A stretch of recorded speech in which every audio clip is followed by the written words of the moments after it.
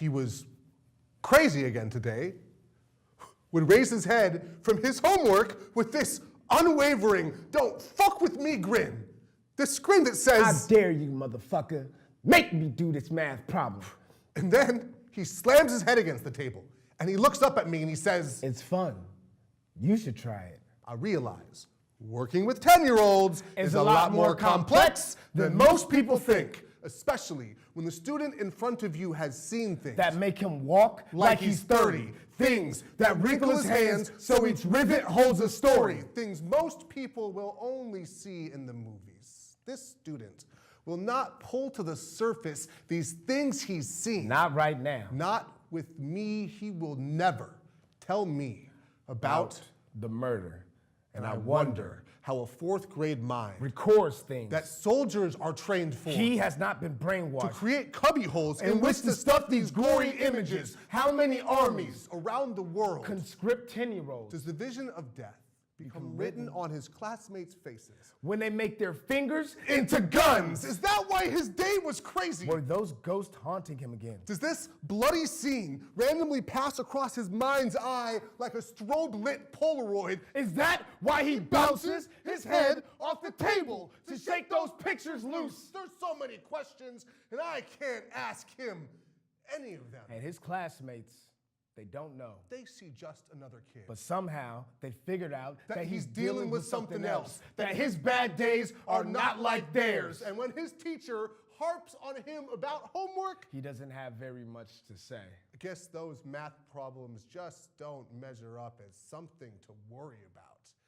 He doesn't care much for personal status. But he does take so much pleasure in getting those bright gold stars that go next to the list of names of people who share his table. When he drags me into class to show me that gold star, he says, "See, Patrick, that was because of me." But I feel him saying, "See, I belong, and they appreciate me, and this I understand. But what I don't understand is an outstretched arm barely grazing the back of a head. I don't understand a gunshot. I don't understand the sound of blood on the concrete. But I do understand that more gold stars means more candy and smiles for the kids at my table." When I come back into his classroom and I see this circle of smiling faces, I know he has found a place where he belongs, no longer a stranger amongst his peers. Having to be haunted by the murder all of my life. And I know that one day he will have to talk about it. One day, slamming his head against the table will no longer work to shake those pictures loose. And when that day comes, and those stories begin to fly from his mouth like feathers falling from the sky, I have a feeling that someone will be there to catch them. The first time I sat to tutor with him, his principal said, "Be so gentle with this one. Make sure you don't push him too hard." Why is it that the rougher someone has been treated, then the more tender they can be? Maybe with a rock-hard shell to protect him from those bullets, he has realized how soft he is underneath, just wanting to be another kid. Solid. Accident. All right. Constant change is the fundamental law of the universe. In the 5 a.m. soupy mist of a Bay Area night, me and Patrick sped across the Bay Bridge, just trying to get home. But hopes of our late night return erupted with the explosion of our right front tire collapsing in its only breath. Holy fuck. We are fucked. We just realized there's no shoulder to pull off to. Thump, thump, thump. The ruptured wheel spit out a percussive beat like a funeral procession. Tire treads wrapped around axle, freezing us to be as still as the last grain of sand falling through an hourglass. We waited there, imprisoned on the middle of the Bay Bridge, while being blasted on either side by 50-mile-an-hour meteorite vehicles that were mere inches away. Our car rocked in a sickening slow crater, where the sound of every passing ton of metal on wheels rang out as a lullaby death knell. In the split second, frozen before the inevitable impact, Patrick said, "We are really fucked, Stray.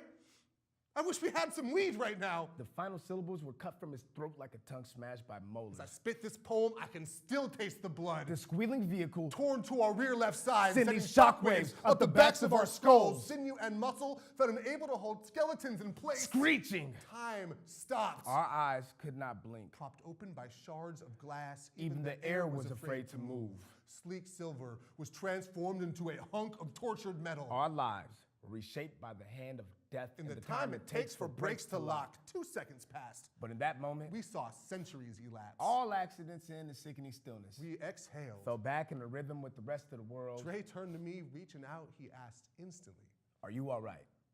And then I climbed out of the busted window with hopes of not having to put my CPR training to the test.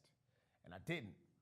I saw 2 chicks that would be cute, framing noses gushing like fire hydrants in the backseat.